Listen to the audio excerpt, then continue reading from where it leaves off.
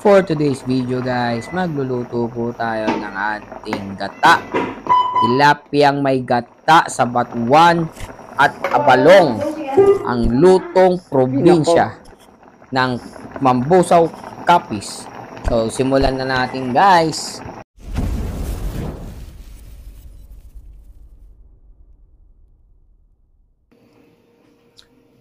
Ito ang mga gagamitin natin guys.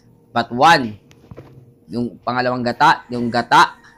Yan, luya, sibuyas, bawang, yung abalong at ang tilapia.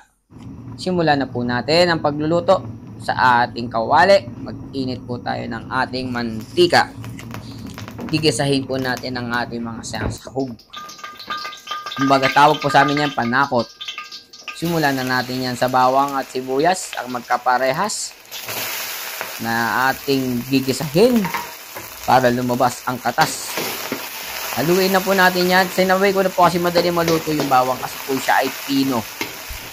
Pag pino po ang bawang, madali po yung masunog. Sa sawok po ginagamit. Pag nag-translucent na po natin yung sibuyas, sa translucent na po natin, doon po natin malalaman kung okay na yung sibuyas. Lagay natin yung luya. Buo po yung luya na nilagay ko. Pinisat ko lang yan para mas madali po natin siyang makita kapag ihain na natin. Pag nagisa na po yung luya at naluto na, lalagay na po natin tong ating pangalawang gata. Pansin nyo po, wala po pinakaunang gata kasi nawala po yung unang gata kaya bumili po ako nung sachet. Nilagay po yung batuan. Ang batuan po ay galing po sa probinsya yan.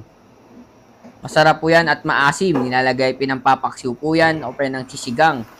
Lagay po natin itong ating tilapia. Itong luto na po ito ay natikman ko lang sa aming probinsya at ginaya ko lang po. Kung ano lang po yung mga nalasahan ko doon nung kinain ko, yun lang din po ang ginawa ko. Tapos nakuha ko naman yung lasa at sobrang sarap siya. Nilagyan ko na siya ng pamintang pino. Wala po kasi akong crack Kung mas maganda po, kung may crack yung may crack kayong paminta, yun po yung gamitin nyo. Ayan po. Sabay lalagyan ko siya ng patis. Yan. Masarap po yan talaga. Sobra. Pakuluan lang po natin siya hanggang mag half cook po yung tilapia. Huwag po yung lutong-luto agad yung tilapia. Kasi lalagyan pa natin yan ng gulay. Ayan. Madali lang naman po malutong mga isda. So, tsaka may sabaw po kasi siya. Ayan po ay balong. Yan po ay yung pilipit ng gabi. Yung pag-usbong ng gabi. Lagyan po natin na siya ng asin para lumabas po yung lasa po talaga nila.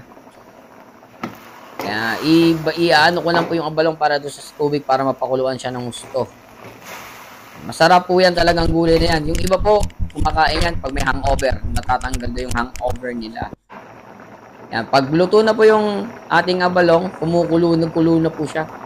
Ilagay na po natin tong ating gatang nasa sachet. Pero mas masarap po dito yung gata talagang pinipiga. Lalagyan na natin ng ating siling pangsigang. Medyo hinog na yung isa. Pakuluan lang po natin sa medium fire. Para hindi siya kagad masunog kasi nga po, wok po yung gamit natin.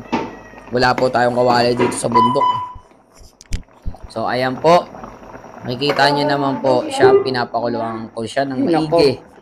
Kasi po, pag hindi pa napakuluan ng maigi yung abalong na yan, magiging makati po yan. Para po sa laing.